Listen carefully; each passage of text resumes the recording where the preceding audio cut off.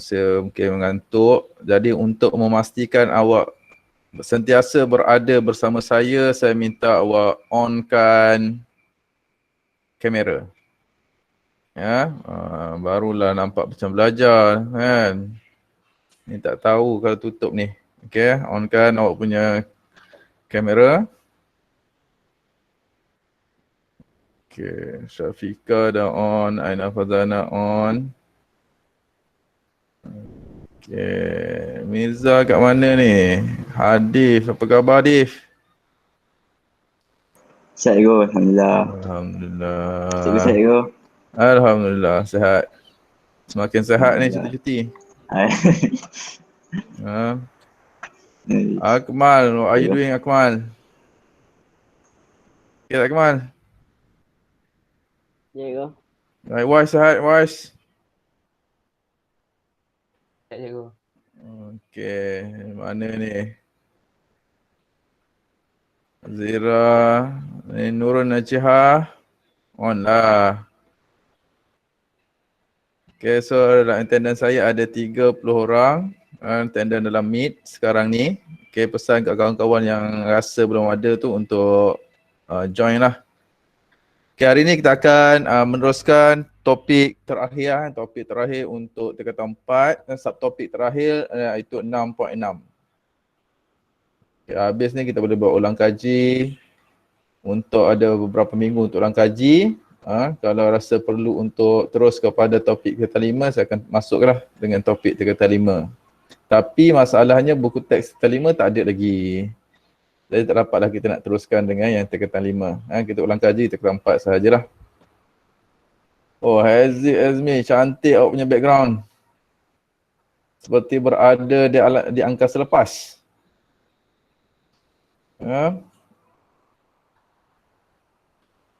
Okay, Isa. Admit. 22. Semua dah isi dah kehadiran dalam Google Form? Dah, Cikgu. Okay, bagus.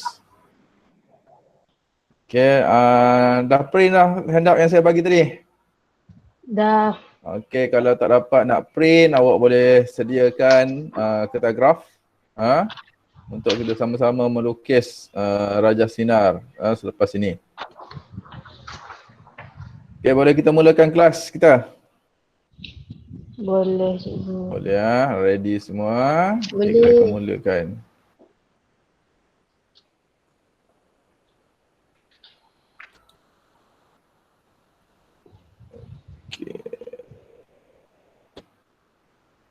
Okay, pembentukan image oleh cermin sfera. Okay, ada paparan saya punya? Nampak Nampak, Cikgu. Saya punya suara clear? Nampak. Clear je. Yeah. Okay. Alhamdulillah lah kita sampai kepada subtopik terakhir iaitu 6.6 bagi tajuk tahun inilah. Jadi pada kali ini kita akan belajar berkaitan dengan pembentukan imej oleh cermin sfera. Okey, benda ni awak telah belajar secara ringkas semasa tingkatan 1 dalam tajuk pantulan. Pantulan cahaya lah, pantulan cahaya. Belajar semasa tingkatan 1 pantulan cahaya. Okey, dalam pantulan cahaya tingkatan 1 awak telah mempelajari berkaitan dengan cermin satah. Cermin satah tu cermin yang biasa awak gunakan lah untuk melihat awak punya imej awak kan. Muka, sikat rambut, pakai tudung dan sebagainya, itu menggunakan cermin satah. Kan? Belajar semasa form 1 adalah cermin satah. Okey, begitu juga adalah disentuh sedikit berkaitan dengan cermin cekung dan juga cermin cembung. Baiklah, aplikasi benda yang mudah je kalau awak berada di dapur sekarang, awak boleh ambil sudu. Okey, macam saya ni, kat saya ada senduk. Nampak tak senduk saya ni? Ni senduk. Nampak, Cikgu. Okey, senduk ni dia ada dua permukaan. Okey, permukaan yang dalam senduk dan juga permukaan di bawah senduk lah. Okey. So bila kita letakkan tegak macam ni, dia akan ada dua keadaan di mana yang bawah ni tadi, yang melengkung di bawah ini dia akan menjadi cermin cembung. Manakala kawasan yang satu lagi yang ke dalam ini adalah cermin cekung. Ini adalah cermin cekung.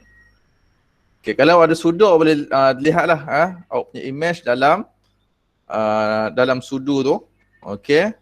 Direkatkan dan dijauhkan. Okey, akan dapat image dia. Begitu juga kalau awak terbalik awak akan dapat image awak lah. Nanti kalau ada masa sambil-sambil makan ke apa, ada sudu, tengok image awak tu.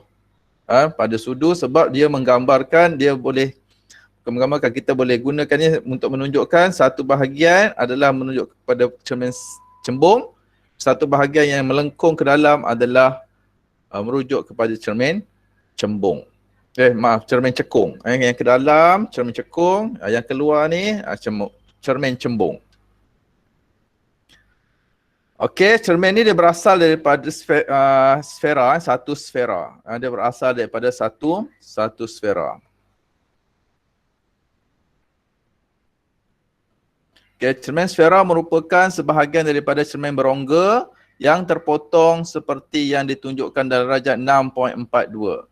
Okey, kat sini ada satu sfera. Sfera yang bulat. Okey, kemudian sfera itu kita potong dia. Okey, terpotong dan menyebabkan dia potong semua pula. Kita potong sfera tadi, dia hanya meninggalkan satu bahagian. Yang ni yang akan menjadi pantul. Yang bulatan yang lain ni kita buang, so tinggal satu yang melengkung. Okey. Garis yang dot-dot belakang ni belakang, kawasan belakang. Kalau ada cermin tu yang ni yang ada kita panggil sebagai lapisan silver yang belakang tu, lapisan dia. Okay, so nanti cermin ni tempat kawasan yang warna lain lah. Warna merah ni. Kawasan merah inilah kawasan nanti di mana berlakunya pantulan. Okey. Cermin dan menggunakan konsep pantulan cahaya. Pantulan cahaya. Okay, cermin dan menggunakan konsep pantulan cahaya. Sebelum ni kita belajar berkaitan dengan kanta. Kanta menggunakan fenomena pembiasan cahaya. Okay, fenomena pembiasan cahaya itu untuk kanta. Okay. Kalau untuk cermin, fenomenanya adalah fenomena pantulan cahaya. Okay, tu cermin, kita kembali semula kat sini, bawah ni, cermin cekung. Cermin cekung, dia dalam bulatan. Okay, kemudian kita potongkan dan kita tengok objek berada dalam bulatan. Objek berada dalam bulatan tu. Boleh tak, Meh? Faham tak, Meh? Meh Firdaus, okay kan? Kau macam kau kepala je, Meh. Kurang sikit. Kurang sikit. Baru nak dapat. Baru nak dapat. Okey. Saya ulang semula. Okey, kalau kita lihat dekat sini, rajah ni, dalam buku teks awak pun, kita lihat. Okey, untuk rajah cermin cekung ni, dia ada satu bulatan kan, yang garis putus-putus ni. Garis-garis putus ni adalah satu bulatan. Okey. Dan bulatan ni kita potong dia akan membentuk satu cermin lah.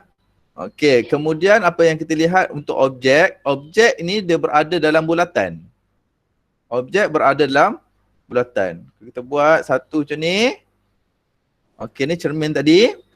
Jadi maksudnya image berada dalam bulatan yang dibuat. Okey, itu cermin cekung. Kalau cermin cembung juga pula, dia sama juga bulatan, tapi kedudukan objek dia berada di luar bulatan tersebut. Okay, itu untuk cermin cembung. Okay, kembali semula kepada ayat-ayat tadi. Okay, jika permukaan dalam bahagian terpotong itu memantulkan cahaya, cermin itu adalah cermin cekung. Jika permukaan luar bahagian yang dipotong itu memantulkan cahaya, cermin itu adalah cermin cembung. Okey, maksudnya apa? Macam ni maksud dia.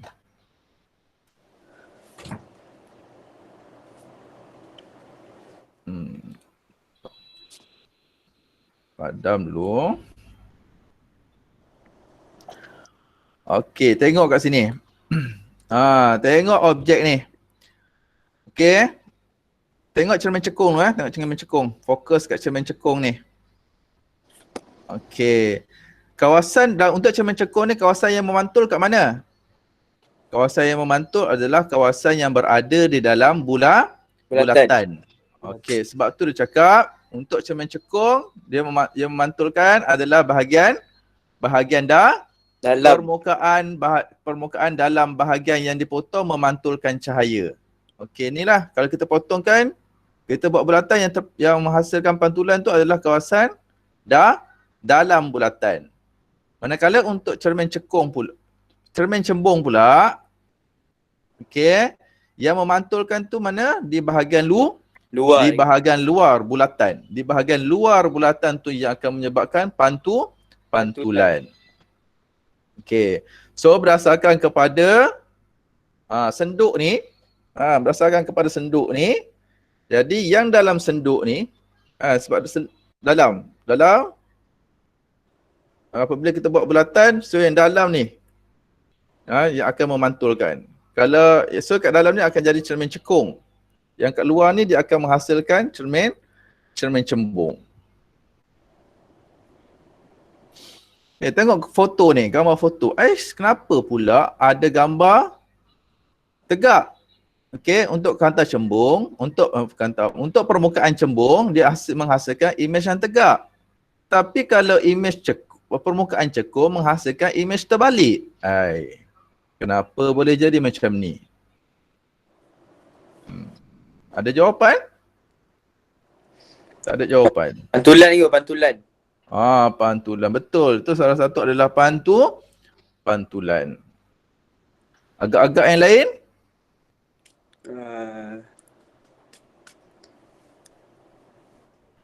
Agak-agak apa lagi? Sebab apa lagi? Sebab cekung imej dia kat dalam tu.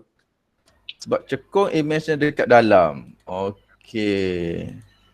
Dia diterima juga. Sebab cekung imejnya di dalam. Tak apa, nanti berdasarkan kepada lukisan yang kita akan buat, kita akan dapat lihatlah ciri-ciri imej yang terbentuk bagi cermin cembung dan juga cermin cekung.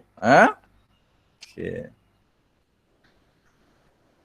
Okey, kita lihat kat bawah ni rajah 6.43. Rajah 6.43 merujukkan medan penglihatan di hadapan cermin satah, cermin cekung dan juga cermin cembung. Okey, ini cermin satah yang biasa awak gunakan lah. Okey, ini cermin satah yang awak biasa gunakan.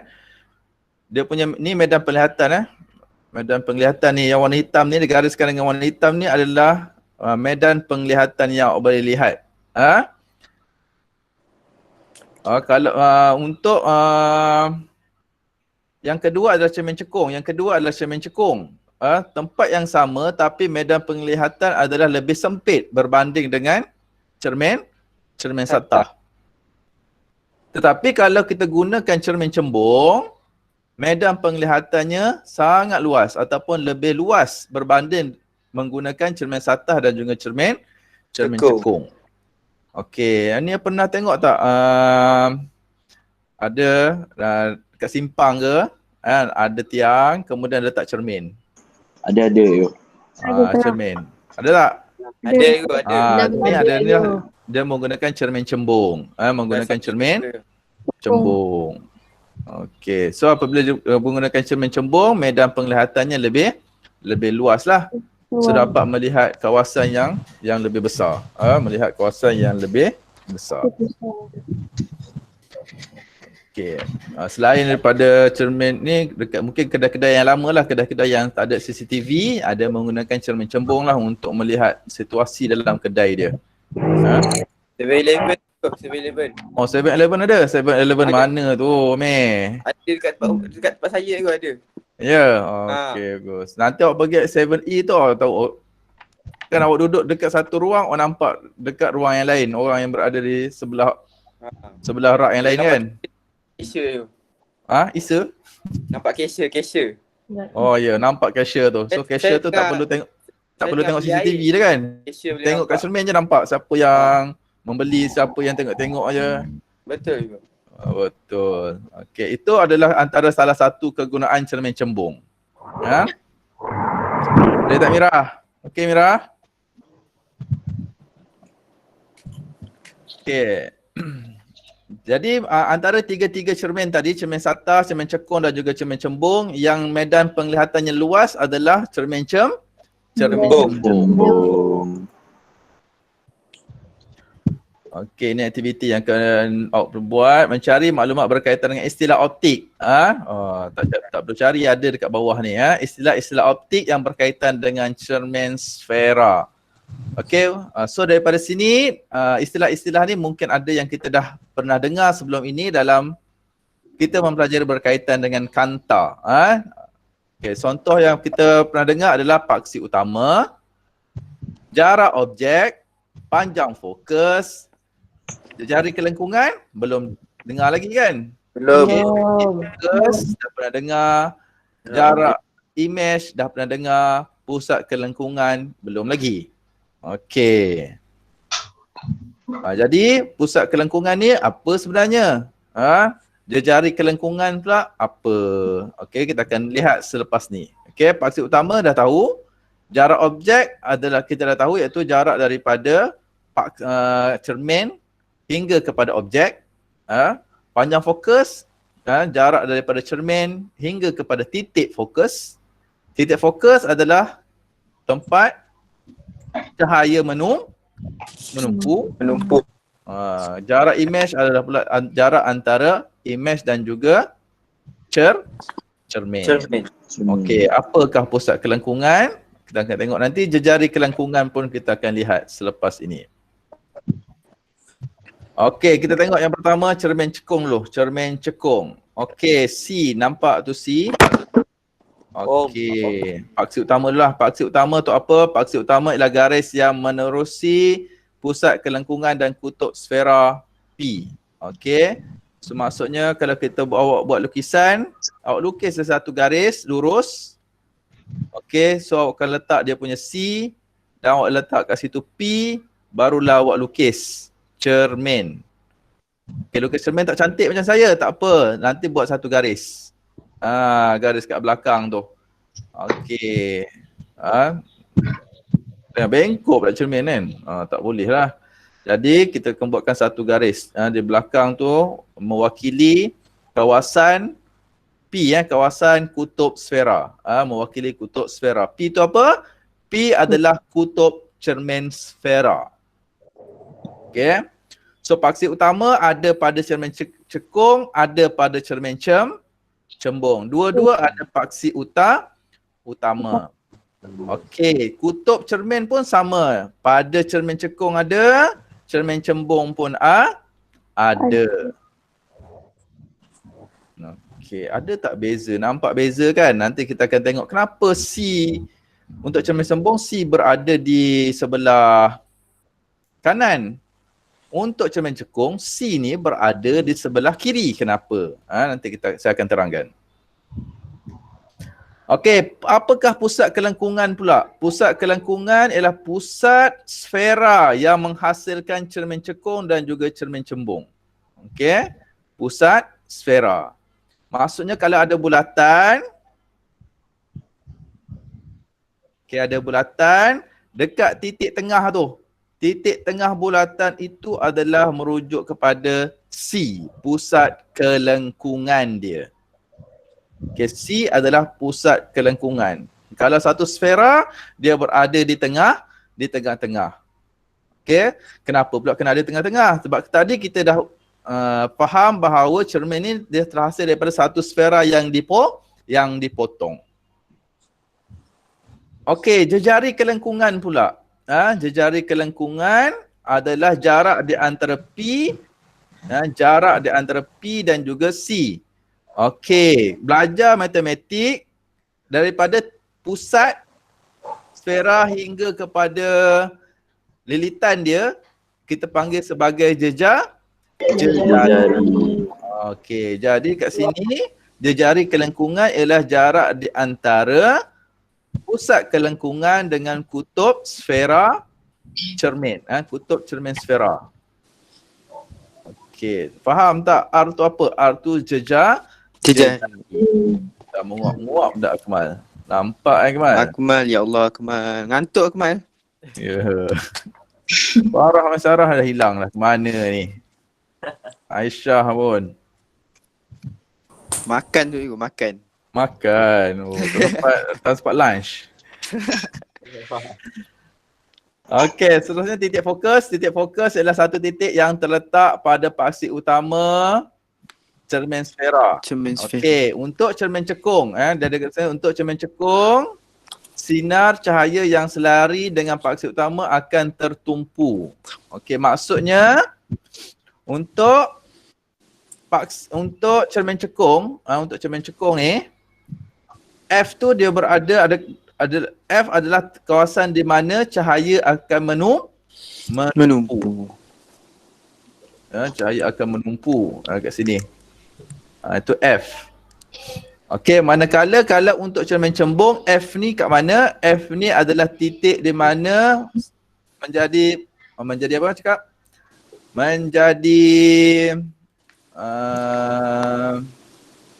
apa? Menjadi guideline lah, menjadi petunjuk. Menjadi guideline untuk cahaya mencapah. Okey, sebab tengok kat sini cermin cembung. Warna hijau ni sampai dekat cermin dia akan keluar kan, terpantul keluar. Okey, jadi cahaya ni mencapah. Dia macam mana cahaya tu mencapah? Berdasarkan kepada titik fokus yang berada di dalam cermin. Jadi sudut capahan dia tu bergantung kepada titik fokus yang berada dalam cermin tu. Boleh tak Syafiqah? Kau main mesej Syafiqah. Kantoi. Okey. Boleh Boleh tak faham tak dari segi kedudukan sekarang ni? F. Ramai ke? Okey. So saya akan terangkan semula mengapa kedudukan C dan juga F bagi kedua-dua cermin ni tak sama kedudukannya, tak sama kedudukannya. Kenapa? Okey. Pertama, kalau kita buat satu lukisan untuk cermin cekung dulu cermin cekung. Okey. Ini bulatan dia. Okey, so bulatan kat sini. Jadi bulatan kat situ, jadi titik dia berada kat mana? C. Berada dalam dalam cermin. Okey. Yang ni pula untuk contoh cembung ni. Saya buatkan dia punya bulatan. Wah, bengkok jadi sfera pula oval jadi. Okey, tengok C ni berada dalam bulatan. F ni dia mesti berada di antara P ni kutub cermin dan juga paksi utama. C tu apa? Pusat kelengkungan. Pusat kelengkungan. F mesti berada di antara pusat kelengkungan dengan kutub tu. Tu. F. Okey, jarak di antara C sampai ke P kita panggil apa? Jejari kelengkungan. Okey, ada lagi satu istilah yang kita panggil sebagai titik fokus. Titik fokus F. Betul tak? Titik fokus F. Betul. Jarak di antara F sampai ke titik P. Jarak di antara F sampai kepada P. Panggil apa pula? Panjang fokus. Betul. Kita panggil sebagai panjang fokus. Okey, ini pun F. So R adalah sama dengan 2F. Okey, R adalah sama dengan 2F. Jejari kelengkungan adalah sama dengan 2F. Okay, kalau ada soalan bagi jejari kelengkungan nak cari F, maksudnya F adalah sama dengan R bahagi 2. Dua. Sama juga untuk cermin cekung pun. Cermin cekung pun sama. Jarak di antara kutub dengan titik fokus kita panggilnya sebagai F ataupun panjang fokus. Di mana panjang fokus adalah 2, panjang fokus adalah sama dengan R. Jadi F adalah sama dengan R bahagi 2.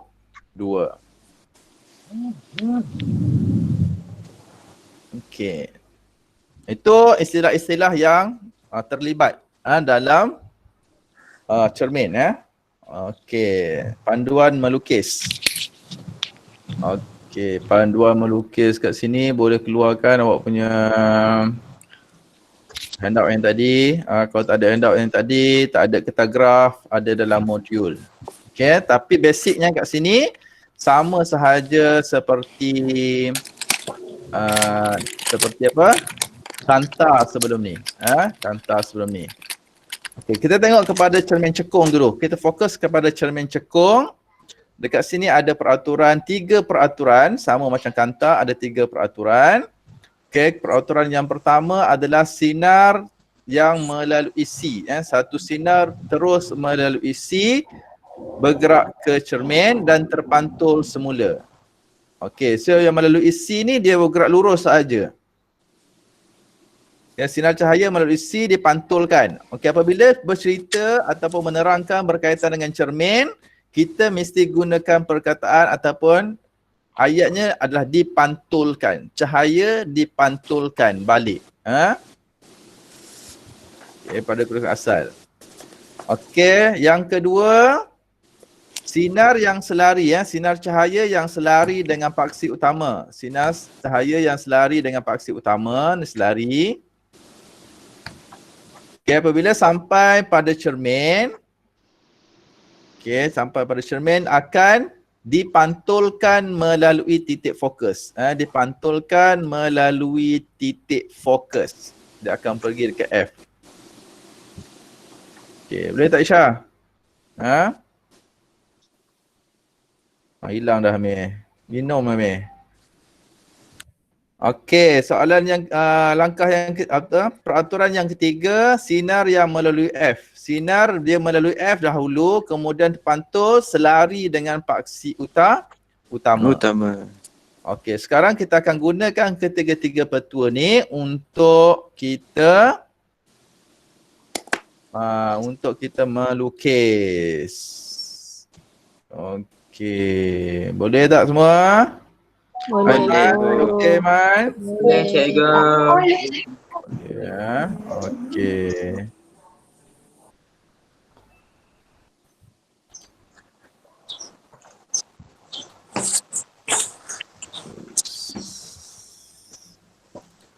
Okey.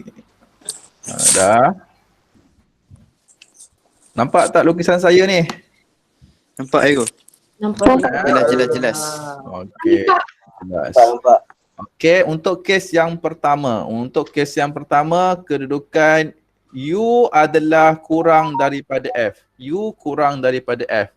Sama apa yang kita belajar dalam kanta itu kan? Ada U kurang daripada F, U lebih besar daripada F. Okey. Ada pembaris? Ada. Nampak dah Farah buka buku tadi. Okey, lukiskan. Kita gunakan sekarang saya akan tunjukkan ketiga-tiga Tiga-tiga petua tadilah tapi kita hanya boleh menggunakan guna dua syarat pun dah cukup dah ataupun 2 peraturan untuk lukis dah cukup. Okey, kita lukiskan yang pertama, sinar yang selari dengan paksi utama. Sinar yang selari dengan paksi utama sampai dekat cermin. Okey, sampai dekat cermin dia akan terpantul. Terpantul ke mana? Dah besar sangat saya punya ni.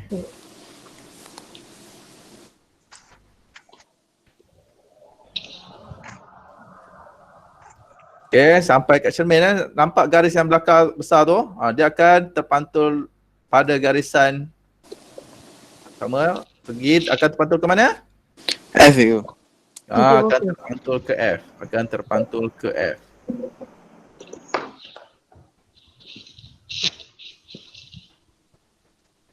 Buat, jangan tengok je, buat. Tak ada masa lah nak buat ni. Masa ni je study, belajar fizik. Seminggu sekali je sekarang. Okay, kemudian panjangkan je lah kat belakang ni. Okay. Kemudian syarat yang kedua. Yang kedua adalah daripada melalui C. Melalui sinar melalui C.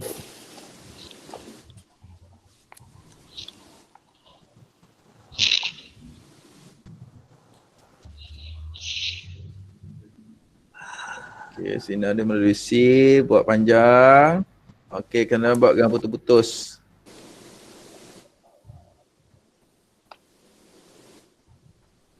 Okay, kenapa saya buat putus-putus kat belakang tu? Okay, sebab yang putus-putus ni maksudnya kalau kita lukis selepas daripada cermin, ni cermin kan? Kita lukis selepas daripada cermin, itu adalah kawasan yang menghasilkan image maya. Okay, selepas daripada cermin. Sinar yang selepas daripada cermin adalah dalam keadaan maya. Maya ni apa? Maya ni adalah image yang tidak terbentuk pada skrin.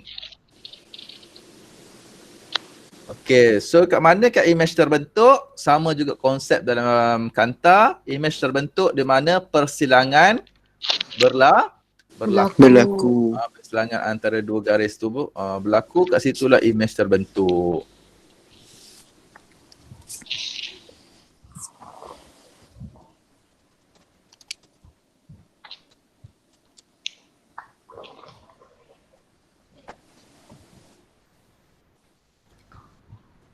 So image yang berada kat maya ni kita boleh lukis dia putus-putus lah boleh lukis dia putus-putus.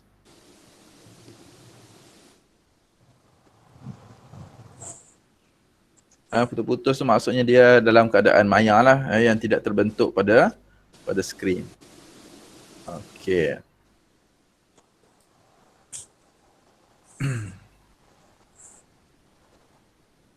Okay, sama tak lukisan saya dengan lukisan awak? Sama. Okay, ini objek, kat sini image. Okay, apa ciri image yang awak nampak kat sini? Maya. Maya. Okay, pertama tadi dah dengar saya cakap dia adalah maya. Okay, objek, image. Dia lebih besar ke lebih kecil daripada objek? Lebih besar. Dibesarkan. Lebih besar. Okey. Kemudian dia tegak ke dia songsang? Tegak. Kan kepala dua-dua ke atas kan? Kepala dua-dua ke atas, jadi dia adalah Tegak. Okey, itu adalah ciri image yang terhasil bagi satu objek yang kedudukannya kurang daripada F. Image yang terhasil bagi objek. U ni objek, U adalah jarak objek. U apa? U jarak objek. Jarak objek kurang daripada F. F tu apa? F tu adalah panjang fokus. F kecil panjang fokus, F besar adalah titik fokus. Cikgu. Ya. Kan cikgu ada bagi yang kami suka belajar ilmu baru cikgu kan. Yang dekat kanta kan. Yang dekat kanta tu kan. Boleh pakai juga ke teknik tu dekat cermin? Boleh. Nanti kita akan tengok. Dia sama. Dia akan bertentangan nanti. Dia ada pertentangan dia lah. Okey. Dia cermin cembung akan sama dengan kanta cekung. Ciri dia. Okey, ciri bagi kanta cermin cembung sama dengan ciri kanta cekung. Okey, manakala ciri bagi cermin cekung sama dengan ciri bagi kanta cembung. Boleh terbalik ke Terbalik. Cekung. Okey, buat lukis yang kedua.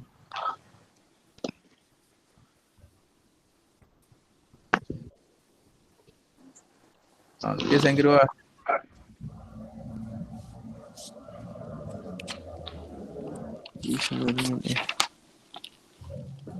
Guna dua bentua yang saya tunjukkan tadi.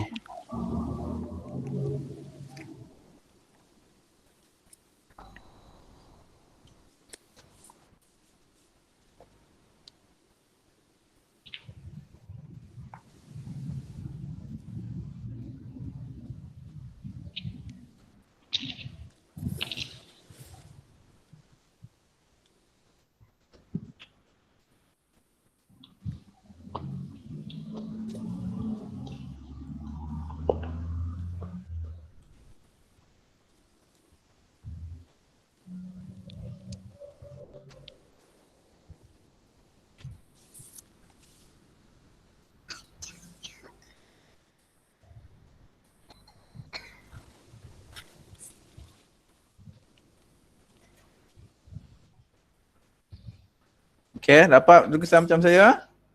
Dapat. Dapat Ego. Okay, kalau yang ni ada tak kedudukan image, ada tak tampak perselangan? Tak ada. Tak ada Ego. Jauh. Jauh. Ada. Jauh. Maksudnya apa ciri image yang akan dapat? Infinity. Okay, kedudukan image pada Infinity. Okay, kedudukan image pada infinity. Ciri-ciri lain pada image tersebut adalah dia adalah maya, tegak dan juga dibesarkan. Cuma kedudukannya adalah pada infinity. Okay. Lukisan yang kedua.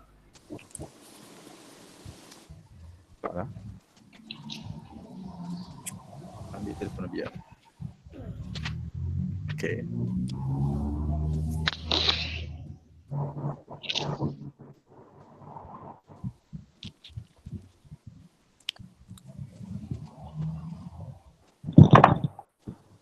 Okay, pastikan arah sinar dilukis. Pastikan arah sinar dilukis. Dalam exam sangat penting lah arah sinar tu. Nak menunjukkan sebenarnya cahaya tu bergerak daripada mana ke mana.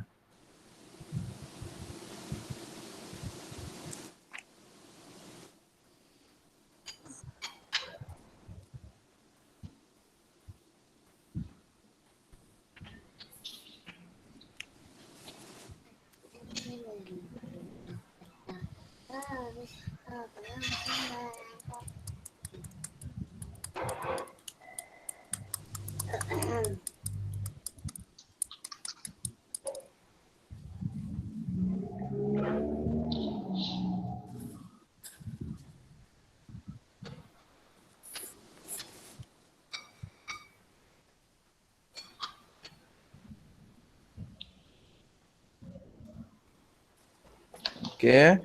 Yang ketiga siap? Siap. Siap dah belum? Siap cikgu.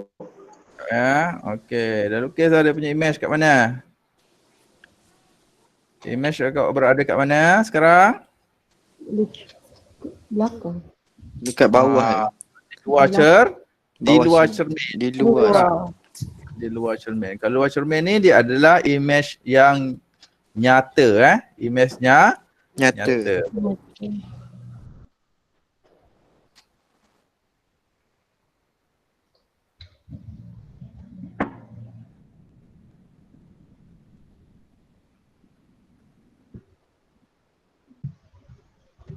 Cikgu. Ya. Yang buat cermin yang bahagian kanan tu tak payah buat garis putus-putus. Tak payahlah sebab kita tahu kat mana sinar tu dia akan bertembung.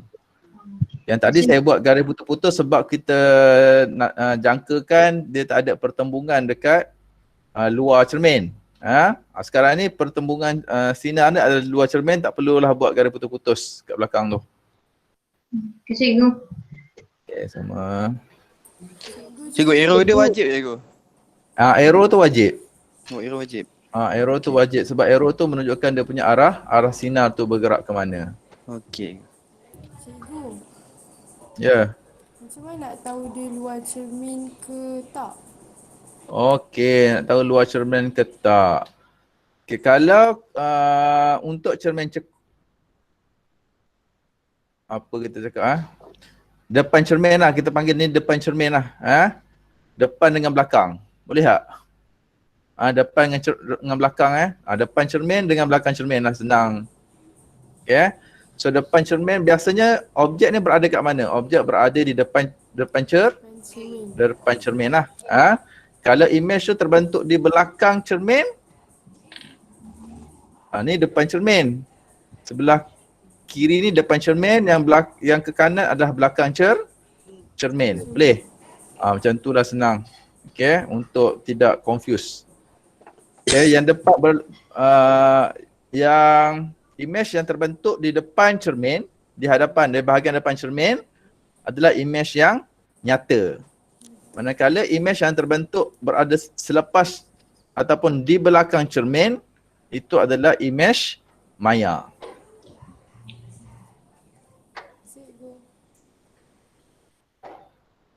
Okey, jadi apakah ciri-ciri image untuk situasi objek berada di antara F dan juga 2F? Nyata. Okey, betul, nyata. Lagi? Membesarkan. Apa beza dia? Dibesarkan. Kongsang. Saya pun besar sound saya. Lagi satu? Kongsang. Okey. Cikgu, Ya. kenapa anak panah yang warna merah tu ada yang atas, ada yang bawah? Oh, ada yang atas, ada yang bawah. Okey, kerana Pantul balik aku. ya, tu jawapan dia. Bagus. Mula-mula cahaya ni dia bergerak ke atas. Anak panah dia kan? Lepas tu sampai cermin, dia terpantul semula ke bawah. Sebab tu saya lukis satu ke atas dan satu ke bawah. Ke bawah.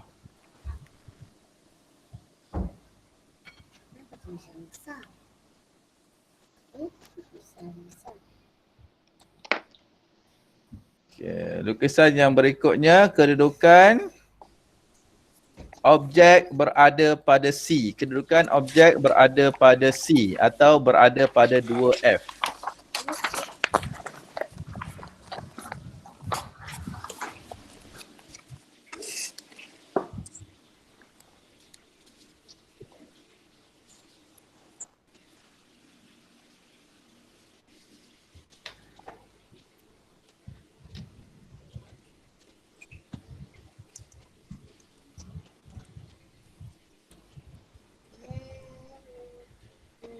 Okay, ingat peraturan yang pertama, cahaya yang selari dengan paksi utama sampai di cermin akan dipantulkan ke titik fokus.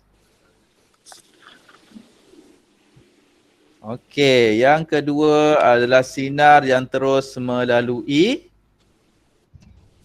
pusat Kelengkungan.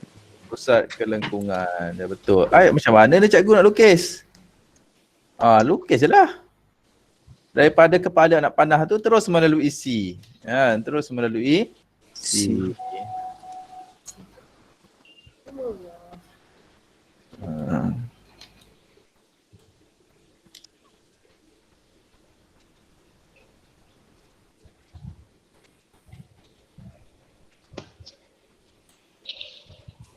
Terlukis ke bawah. Okay, so kat mana image terbentuk? Lukiskan image.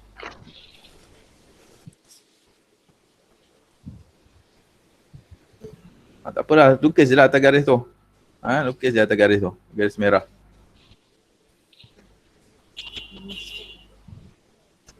Okay, jadi apakah ciri-ciri image?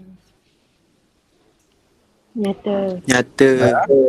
Besar. Lagi? Sama. Besar.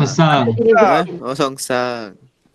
Sama saiz. Sama saiz. Ya, sama saiz. Kenapa sama saiz? Macam mana ukur sama saiz? Tengok dia punya kat sini kan? Ni. Yang ni sama 1 cm, sini pun 1 cm juga. So sama besar lah. Image dan juga objek sama besar. Okey, yang ketiga. Yang pertama tadi awak cakap dia adalah nyata, yang kedua sama saiz, yang ketiga Songsang. Okey, bagus. Okey, yang ketiga. Dah siapa dah lukis yang ketiga ni? Apa ciri image yang awak dapat?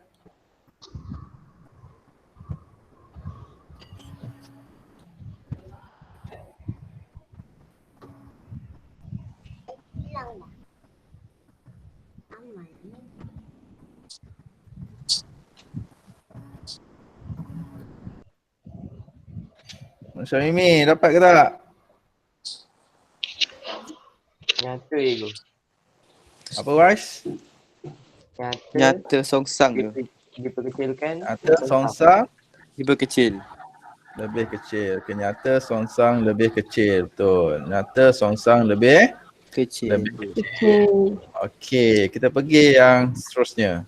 Oh, macam mana nak lukis yang ni? Kedudukan U pada infinity. Okey. Kalau U sama dengan infinity, gunakan petua yang di mana cahaya melalui F dulu. Okey, cahaya melalui F. Lukis cahaya melalui F. Macam mana nak lukis cahaya melalui F? Okey, buat macam ni. Tak pun lukis dengan C dulu. Lukis dengan C pun boleh.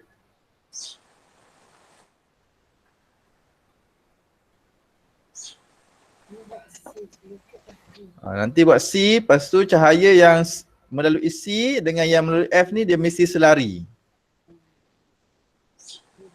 Okay, saya buat C dulu saya buat C. Okay, C panjangkan sampai bawah. Lepas tu saya buat garis yang selari dekat C ni pergi dekat F. Garis dia selari.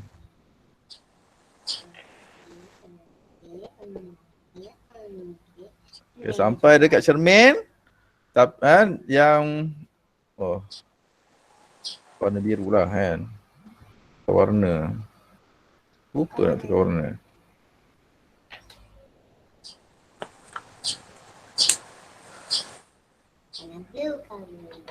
Okay, terus melalui F sampai dekat cermin. Dia akan terpantul selari dengan paksi utama.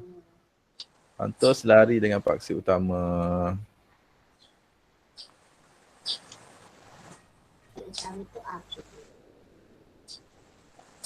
Okey, jadi image itu akan terbentuk pada titik fokus.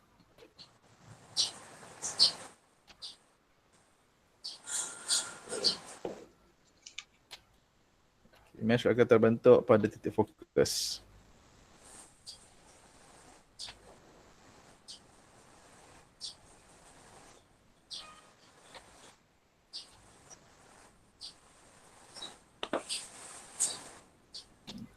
Dia ciri image lah.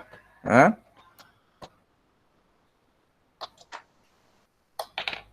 lupa lukiskan dia punya arah cahaya tadi. Arah perambatan cahaya.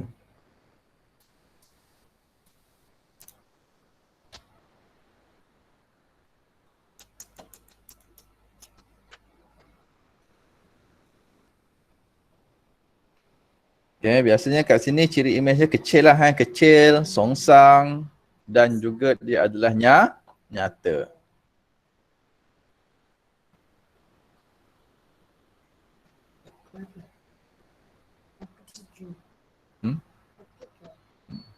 Tiga setengah.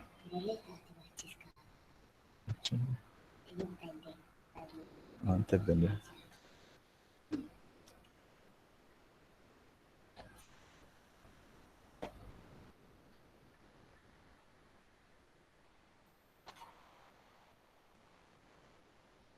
Okey, dah lengkap dalam modul kan? Sama dengan dalam modul.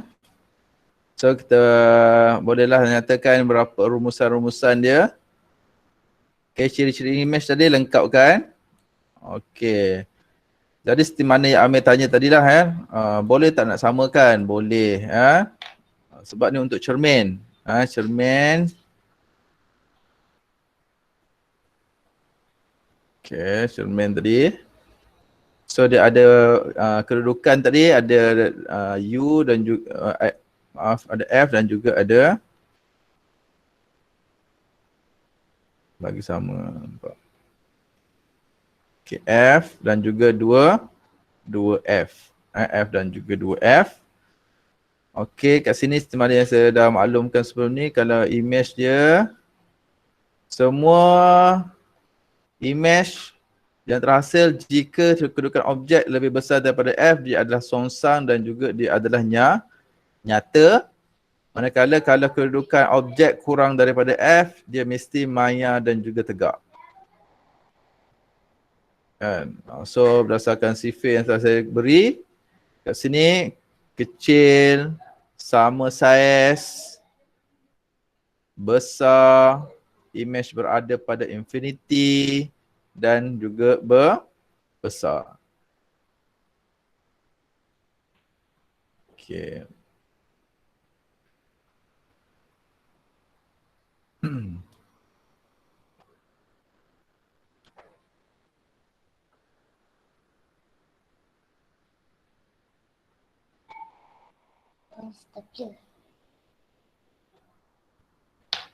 Tengok. Tengok.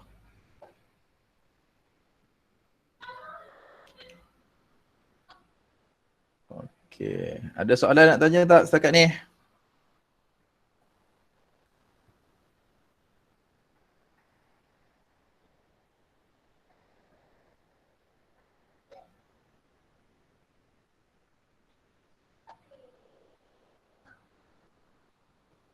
Okey tak Akil?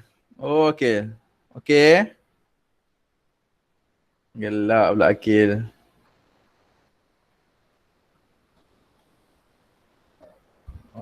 Syafiqah. Apa Aziz senyum-senyum?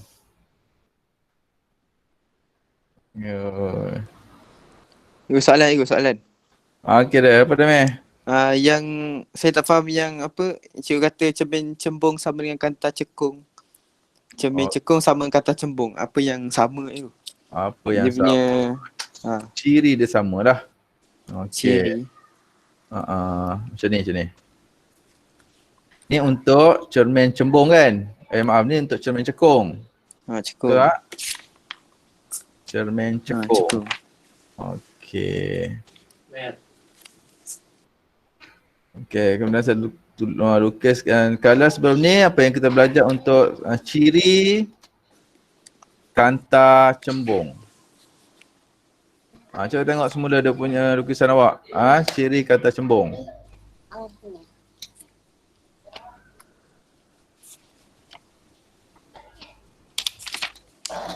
Okey, kalau ciri kata cembung pun saya gunakan kaedah yang sama juga untuk awak. Macam juga. Cembung. Kata cembung, tengok kata cembung. Ada F, dua F. Okey. Sama juga kat sini pun saya bagi juga dua. Kat sini ada infinity. Kat sini pun ada. Angkat kamera. Songsang, nyata, kemudian ada maya dengan tegak. Ini untuk kata cembung. Okey, kemudian saya pun bagi kat sini K, B, B pula. S, besar, infinity, besar. Okey. So, sama lah kan? Sama tak? Sama? Tak. Ini untuk ciri untuk kata cembung. Sama-sama. Kedudukan objek yang lebih besar daripada F, dia akan dapat songsang dengan juga nyata. Okey, yang ni pula. Okey, untuk cermin cekung. Kedudukan image lebih besar daripada F, semua akan dapat songsang, dapat nyata. Okey, kemudian K, kecil. Kalau lebih besar daripada 2F, kecil juga, kecil. Kalau objek berada pada 2F, sama saiz. Untuk kata cembung pun sama saiz. Cuma kat sini, ni yang kita belajar ni adalah untuk cermin cekung. Okay. Dia punya ciri dia, ciri image yang terbentuk tu sama. Cuma yang berbezanya apa? Kalau untuk kanta,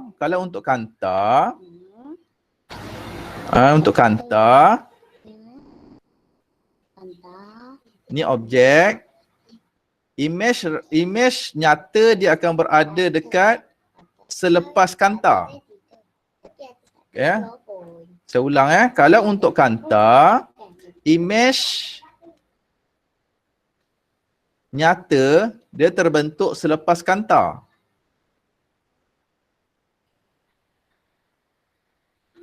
Okey, tapi kalau untuk cermin,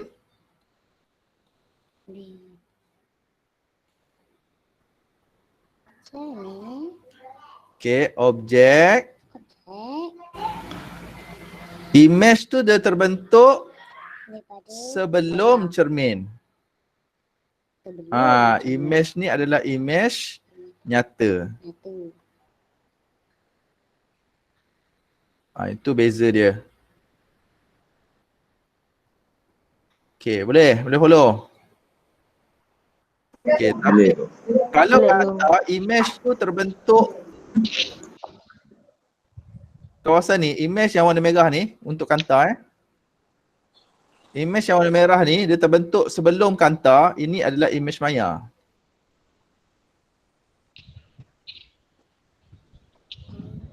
Tapi cermin pula image maya tu kat mana? Image maya tu berada di belakang cermin. Abi. Tolong.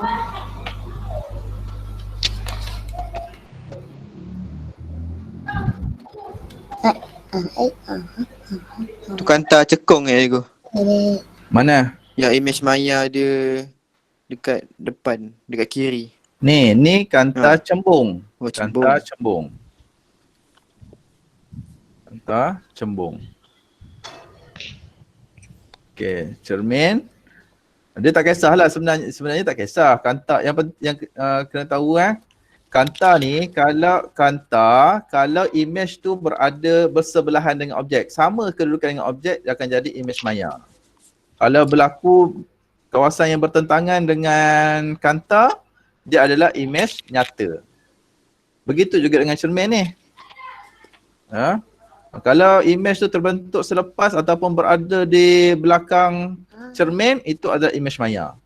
Kalau image tu berada di depan cermin, itu adalah image nyata. Macam awak lah duduk dekat depan cermin, image awak tu berada dalam cermin. Image awak yang ada dalam cermin tu adalah image maya.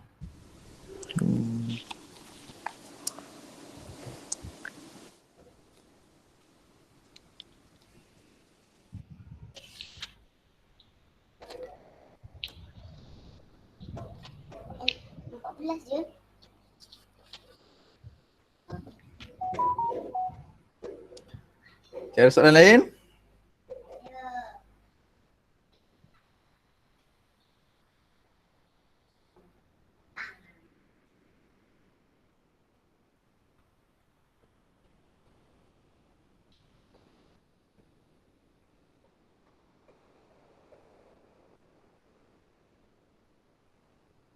Okey, kalau tak ada kita bergerak kepada yang seterusnya.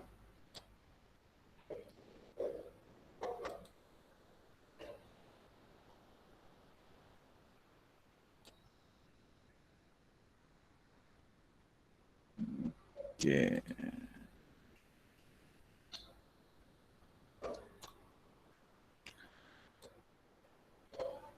Okey, kita pergi kepada cermin cembung. Cermin cembung, kalau kita tengok kat sini ada 3 juga dia punya petua dia. Okey, untuk cermin cembung ada juga 3 petua yang sama. Satu adalah cahaya yang terus dekat C. Tapi kalau tengok kat sini, ni dah jadi putus sebab C tu berada di dalam cermin. C tu berada di belakang cermin. Di dalam ataupun di belakang cermin lah. Objeknya kat sini. Objek ni berada di luar. Objek berada di luar bulatan. Objek berada di luar bulatan. Pusat kelengkungan dia berada dalam bulatan. C itu pusat kelengkungan. Okey, jadi cahaya tu datangnya daripada mana? Cahaya datangnya daripada objek. Okey, cahaya datang daripada objek. Okey, sampai dekat cermin dia akan terpantul semula. Okey, petua yang kedua, Objek kat luar juga. Objek kat luar juga, tapi sinar daripada objek akan terus sampai kepada cermin. Sampai kat cermin dia akan terpantul. Macam mana nak terpantul? Dia akan berpandukan kepada titik fokus yang berada dalam sfera tadi dalam cermin. Pantul naik ke atas. Okey. Dan petua yang ketiga, sinar daripada ataupun sinar tu terus melalui F. Sinar terus melalui F. Sinar daripada objek terus pergi ke F. Yang mula-mula tadi pergi ke C. Yang ketiga ni dia terus pergi ke F dulu. Dia nak pergi ke F, dia sampai kat cermin. Nak pergi ke F, dia sampai kat cermin dulu. Tapi terpaksa dah terpantul. Pantulannya pun sama ataupun selari dengan paksi utama. Okey, kita tengok lukisan. Macam mana kita nak melukis.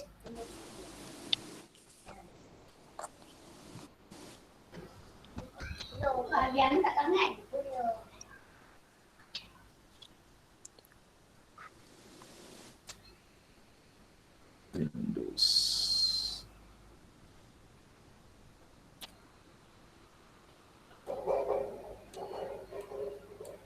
Okey, yang kat bawah ni. Okey, melukis.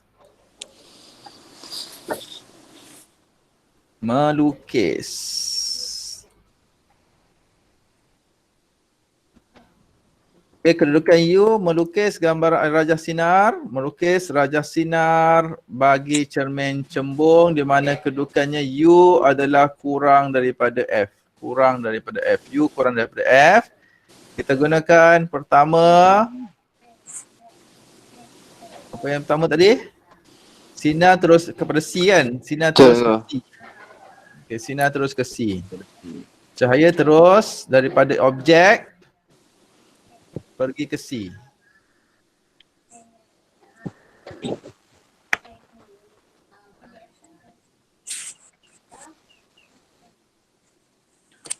Okey, sinar yang selepas daripada cermin kita lukiskan dia putus.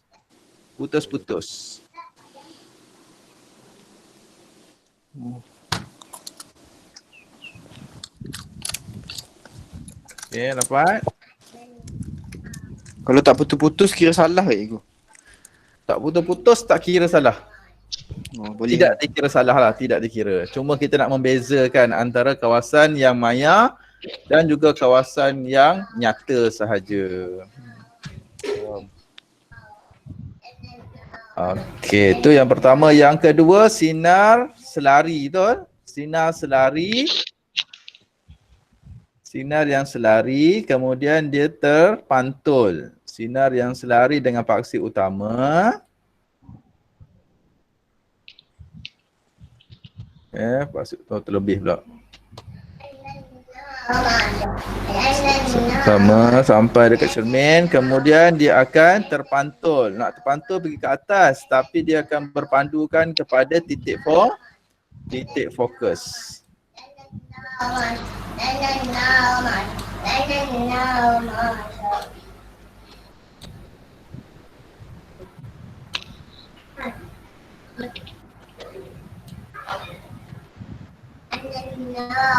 Okey, dia pantul ke atas ni, tengok garis yang saya buat ni. Dia pantul ke atas, dia pergi ke atas. Tapi kalau pergi ke atas sahaja, dia tak ada berlaku pertembungan. Tak ada persilangan antara sinar. Maka kita kena buat satu garis ke bawah lah. Ke belakang dia ni. Okey, melalui F.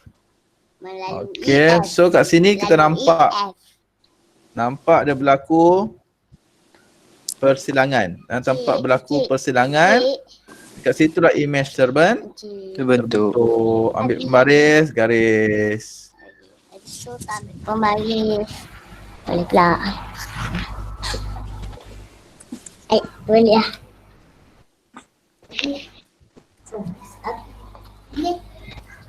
Dia kemas api.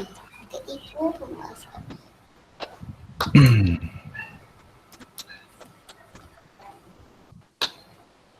Dapat semua je ni?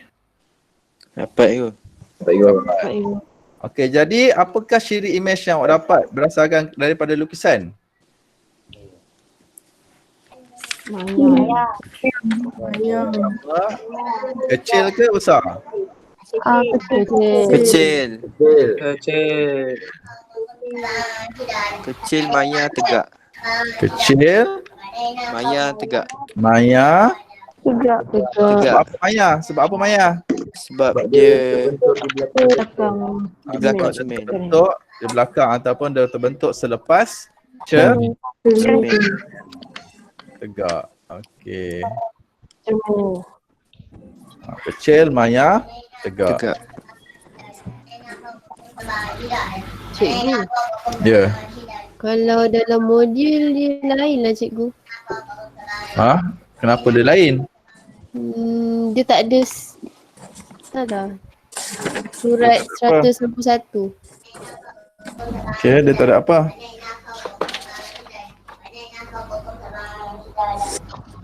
Surat 91. Apa yang tak ada? Sama je lah. Dia ada F. Yang 2F tu cikgu macam mana? Oh, 2F tu kat sini. Tengok sini. Ni kan. Nampak tak saya ni? Ni C kan? Ha? Okey, C ni adalah 2F juga. Oh, okey. C adalah 2F juga.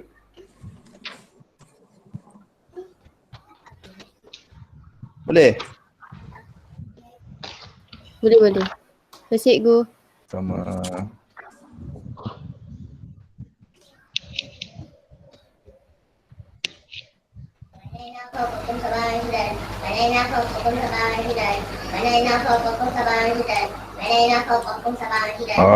Okey. Lagi tak lukisan? Kalau macam ni macam mana lukis? Cuba satu lagi lukisan. Yang ni kedudukannya U adalah, oh salah kat sini. Padam. Siapa yang ada handout ni padam kat situ. U adalah berada kurang daripada 2F. Atau sama macam dua. Salah. Salah juga. Kedudukan dia. 2F lebih besar daripada U lebih besar daripada F. Okey, betul. U berada lebih besar daripada ataupun kat sini 2F ni adalah C tadi. C lebih besar daripada U lebih besar daripada F. Daripada F. Daripada F. Ni tak pakcik. Pakcik aturan jadi. Okey, cuba lukis.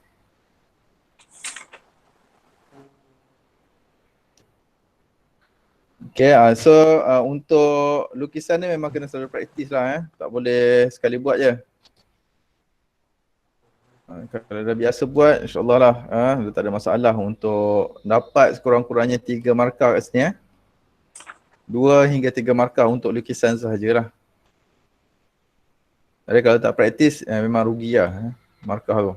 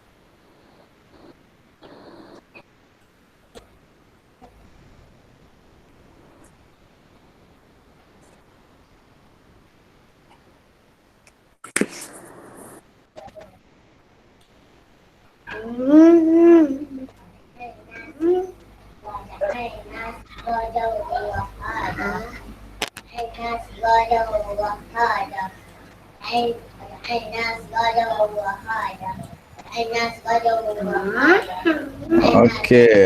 Jadi apa yang awak boleh perhatikan? Awak boleh perhatikan di antara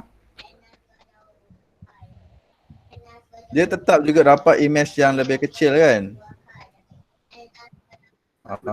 Cuma apabila kedudukan objek tu lebih jauh daripada cermin tersebut, image tu akan lebih kecil berbanding jika objek berada hampir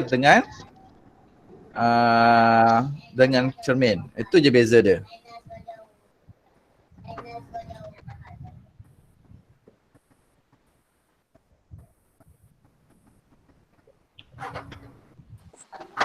Okey, sama juga ciri yang kita dapat, tegak, maya dan juga dikecilkan.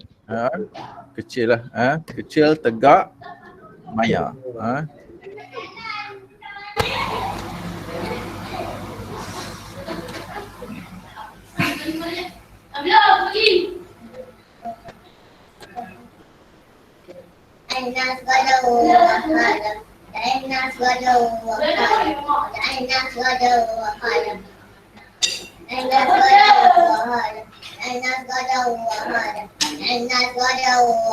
Okey.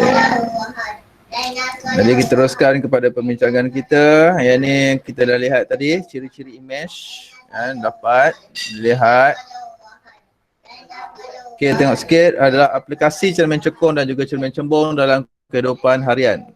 Okey, aktiviti 6.18 ni kita lihatlah antara contoh-contoh aplikasi cermin cekung dalam kehidupan harian kita.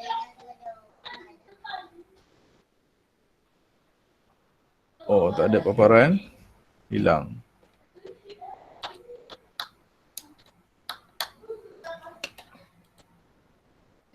Sekejap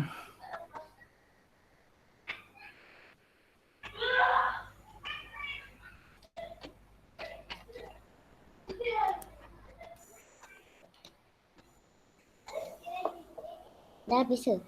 Tunggu. Kenapa cak? Jadi macam tu? Berarti habis lah. Okey. Semua okey tak ni?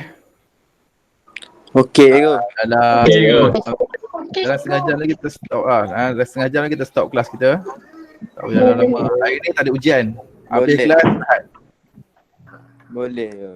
Minggu depan boleh ujian lah. Ush. PAT PAT. PAT minggu depan. Ke Allah. 2 minggu. Saya bagi masa 2 minggu lah PAT. Online. 2 minggu tu. 2 minggu kan? Okey. Macam sekejap je. Okey, kita tengok kepada aplikasi cermin cekung dan juga cermin cembung. Okey, tengok foto 6.9 ni. Ini saya tunjukkan tadi. Saya cakap ini adalah contoh bagi cermin Cembung. cembung. Ini contoh cermin cembung lah.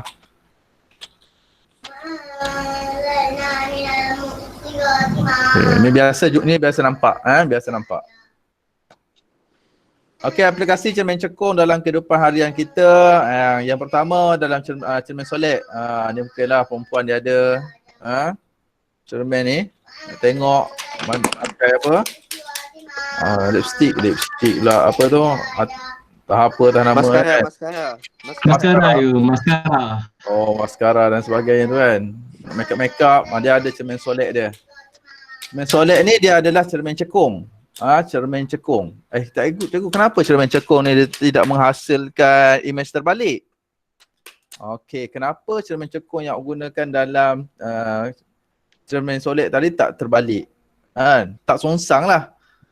Sebab tadi berdasarkan kepada lukisan kita, untuk cermin cekung dia ada songsang. Ada songsang. Okey, kenapa? Sebab pertama kerana cermin ni dia punya kelengkungan dia. Kelengkungannya besar.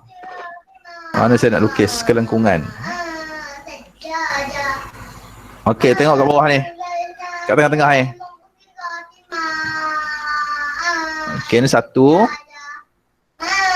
Lepas tu dengan ini. Okey, A dengan B. Okey, yang A ni dia kurang melengkung. A kurang melengkung. Okey, A ni kurang melengkung.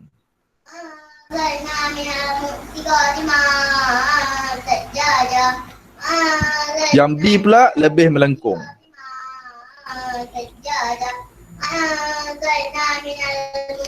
Okey. Jadi yang B ni lebih melengkung. Kalau lebih melengkung ni maksudnya apa? Awak ada satu bulatan yang besar. Satu bulatan yang besar.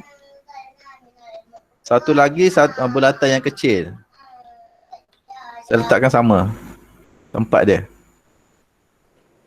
Okey. Kalau kita potong kat tengah-tengah ni.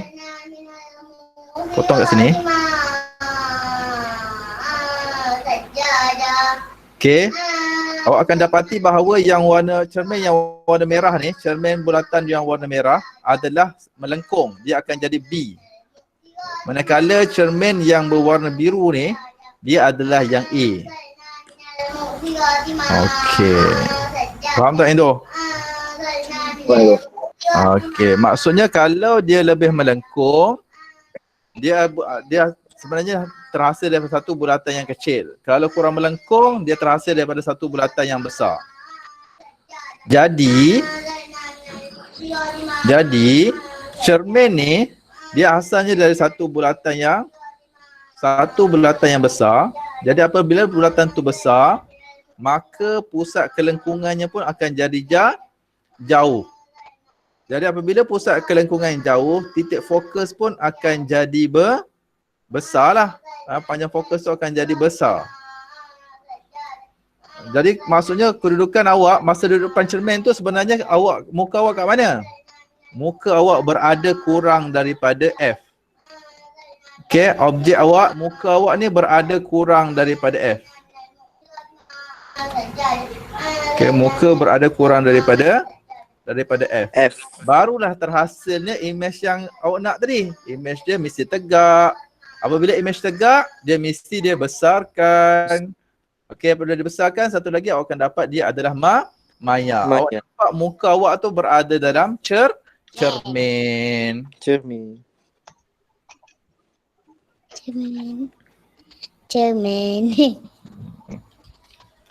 Okey. Boleh? Okey. Lepas tu pergi pula kepada cermin pergigian. Okey, tengok cermin pergigian. Cermin pergigian sama juga konsep dia macam cermin solek ni. Okey, kalau tengok doktor tu akan gunakan cermin cekung untuk cek gigi di belakang gigi lah. Depan gigi nampak. Nampak putih, di belakang gigi tak nampak. Pernah nampak belakang gigi awak macam mana? Putih ke berkarat?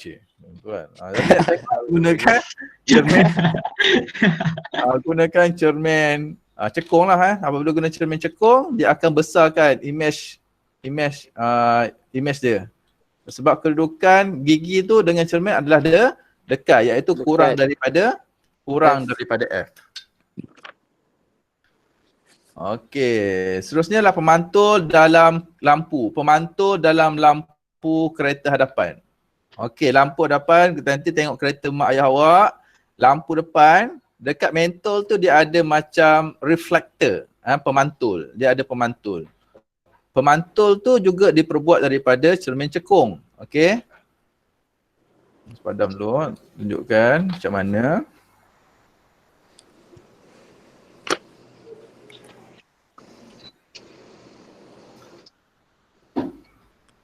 Okey, ni ada mentol.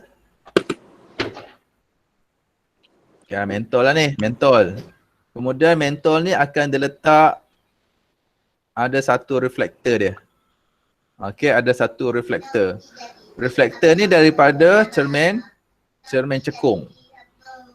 Okey, mentol ni, mentol ni mesti berada pada titik fokus. Okey, kalau ada soalan tanyalah. Kedudukan mentol mesti berada pada titik fokus. Kenapa mesti berada pada titik fokus? Kerana suatu cahaya daripada titik fokus, dia akan pergi kat cermin. Cermin ni akan pantul. Dia akan menghasilkan satu sinar yang lebih lurus lah. Tak kisah kat mana-mana pun, dia akan terpantul, lurus je.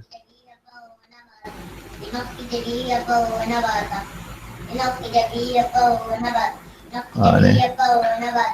Okey, ni cahaya yang terkeluar yang terhasil apabila mentol diletakkan dalam satu cermin ataupun pantul yang berbentuk cekung.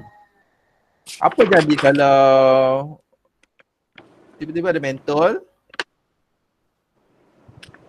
Mentol. Kemudian cermin cembung. Jadi cahaya tu tak terfokus lah. Cahaya tu tak boleh fokus. Dia tak menumpu. Jadi malap lah. Dia akan jadi malap. Kalau macam ni akan jadi terang. Okey, sebelum saya terlupa, cermin cekung.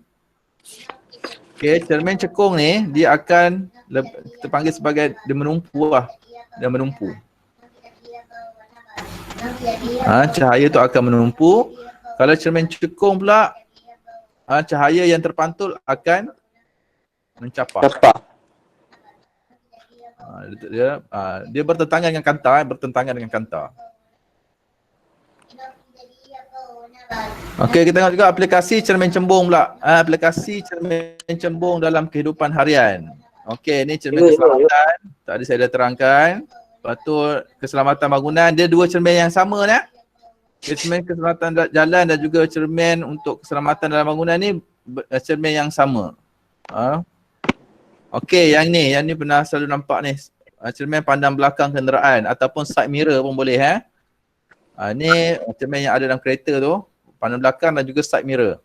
Kalau kita tengok kat cermin tu, image tu berada dekat ke jauh dengan cermin tu, dia tetap menghasilkan image yang tegak. Image tegak tu macam mana kalau tengok kereta tu tayar kat bawah, tengok dekat dalam cermin ni pun tayar dekat bawah lah. Okay. Cermin pandang belakang kenderaan menyediakan medan penglihatan yang luas. Okey, yang membolehkan pemandu melihat kenderaan yang datang dari arah belakang. Okey, itu salah satu sebab kita menggunakan cermin cembung ni kerana medan penglihatannya yang luas. Dan yang satu lagi kita akan dapat image tu sentiasa tegak. Itu kelebihan menggunakan cermin cembung. Satu kelemahan cermin cembung ni apa? Image-nya sentiasa kecil. Jadi tak boleh nak buat untuk pembesaran. Ada soalan? Cikgu. Ya. Dia sentiasa kecil sebab dia mencapah cikgu. Maksudnya dia tak ada fokus. Ya, sebab mencapah lah. Sebab apa yang kita lukis tadi kan. Kat mana-mana kedudukannya akan dapat image yang kecil. Dekat dengan cermin ke, jauh dengan cermin ke, dia tetap menghasilkan image yang lebih kecil daripada objek. Tapi dia ada kelebihan dia. Kelebihan dia apa? Dapat melihat pandangan ataupun sudut pandangan yang lebih luas. Medan penglihatan yang lebih luas. Itu kelebihan dia.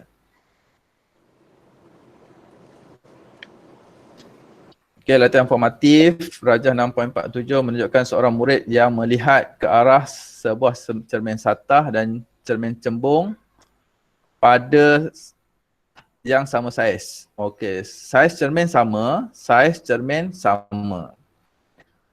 Lengkapkan lintasan cahaya pada kedua-dua jenis cermin itu. Okey. Kat sini nak lukis ni awak mesti faham, dia mesti mematuhi hukum pantulan. Apa dia hukum pantulan ni? Tak belajar pun masa form 4. Okey, hukum pantulan maksudnya sudut tuju. Yang pertamalah sudut tuju mesti sama dengan sudut pantul. Mungkin masa form 1 tu belajar dalam English kan. Okay. The angle equal to reflection angle. Boleh speaking sikit-sikit. Okay, jadi kena ukur lah berapa sudut ni. Angle ni sudutnya berapa. Ni kita panggil sebagai sudut tuju. Tu nak lukis mesti sudut yang sama. Okay, sudut tuju sama dengan sudut bias. Sudut tuju sama dengan sudut bias. Sudut tuju sama dengan sudut pantulan. Okey, kalau kita tengok kat sini dah, tengok dulu yang cermin satah, kemudian sudut tuju untuk cermin cembung. Okey, mana sudut yang besar? Sudut cermin sudut tuju untuk cermin cembung ke sudut tuju untuk cermin satah yang besar? Cembung.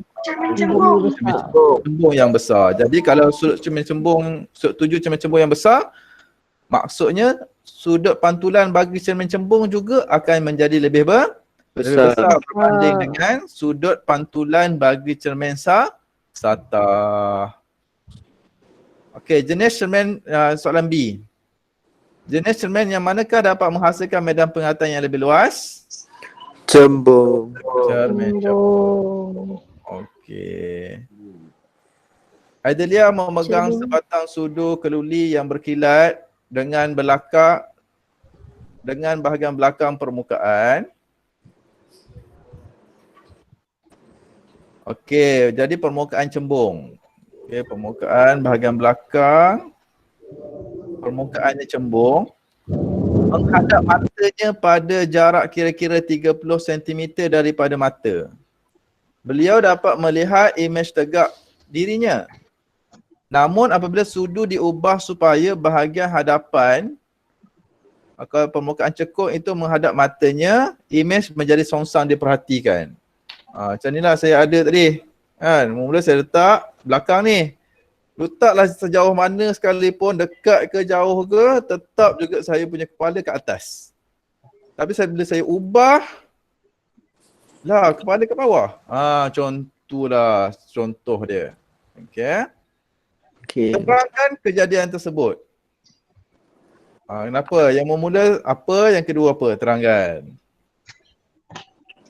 Okay. Mengapa imej tegak tidak dapat dilihat pada permukaan hadapan sudu itu pada jarak tersebut? Kenapa tak dapat dilihat?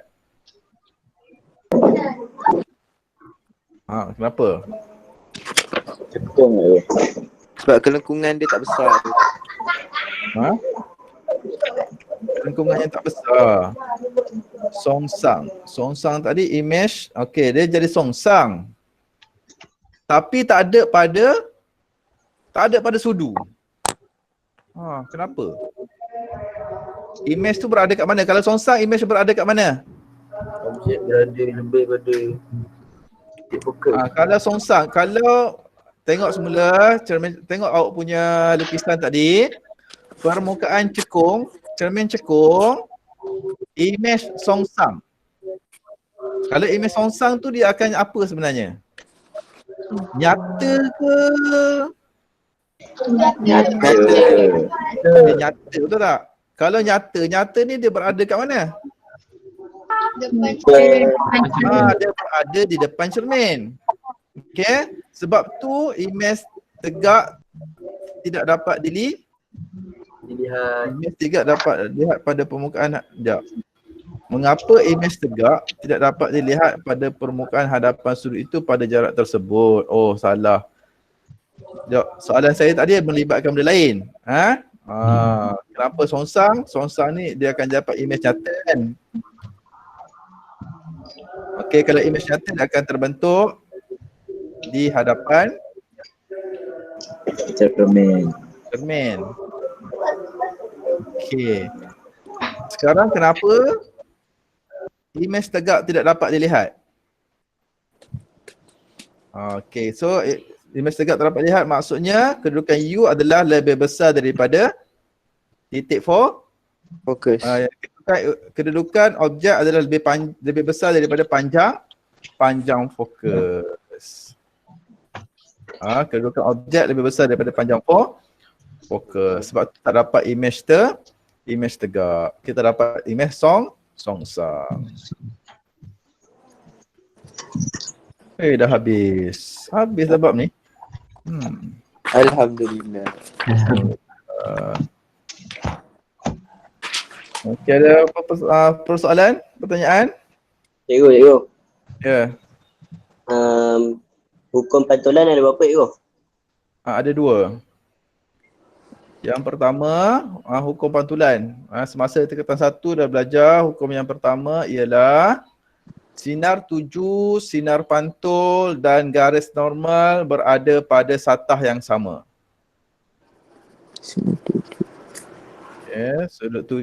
Sinar tuju, sinar pantulan, garis normal. 3 tu. Mesti berada pada satah yang sama. Okey, yang kedua, sudut tuju sama dengan Sudut pantulan. Sudut tuju sama dengan sudut pantulan. Yang pertama apa je cikgu? Garis normal. Yang pertama, sinar tuju, sinar pantul dan garis normal. Okey, mesti berada pada satah yang sama.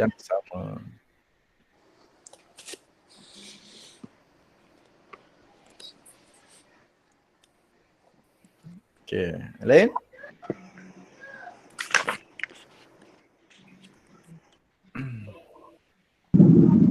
Cikgu. Jadi? Kan tadi yang pasal kereta tu kan cikgu kan? Okay. Kan kereta kan ada lampu tinggi tu kan cikgu. Tu maksud dia cermin dia lagi cekung lah cikgu.